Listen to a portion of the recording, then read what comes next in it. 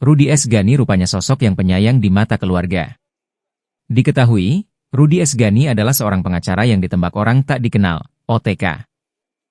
Di mana saat itu ia tengah menantikan malam pergantian tahun bersama keluarga di Desa Patukulimpoe, Kabupaten Bone, pukul 22.30 WITA. Tragedi itu meninggalkan duka mendalam bagi keluarga dan orang-orang terdekatnya. Bagi keluarganya, Rudi dikenal sebagai sosok yang penuh perhatian dan sangat peduli terhadap keluarga. Menurut saudara korban, Mahir Ghani, Rudi selalu mengutamakan kebersamaan dengan keluarga. Selalu kasih kumpul, nggak pernah dia berkelas sampai dia dewasa. Jadi anaknya memang periang. Di keluarga itu setelah dia punya keluarga, punya anak, dia sangat peduli sama anak-anaknya, sama istrinya, sama keluarga. Itu sebabnya kalau di hari-hari libur, apakah dia di Makassar, apakah dia di Bone, kebetulan kami kan keluarga dari Bone.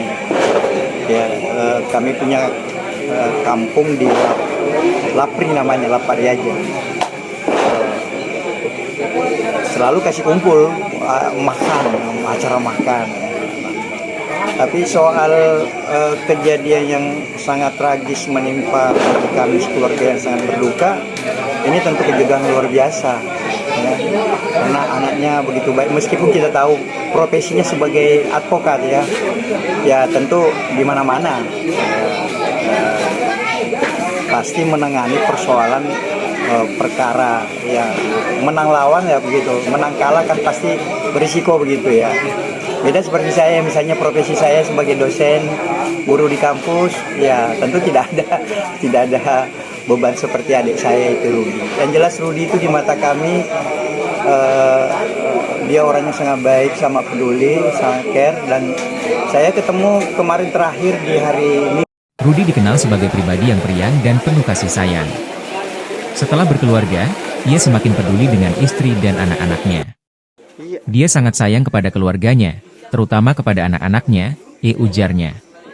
Sebagai seorang ayah, dia benar-benar menunjukkan rasa tanggung jawab yang luar biasa, ditambah dia.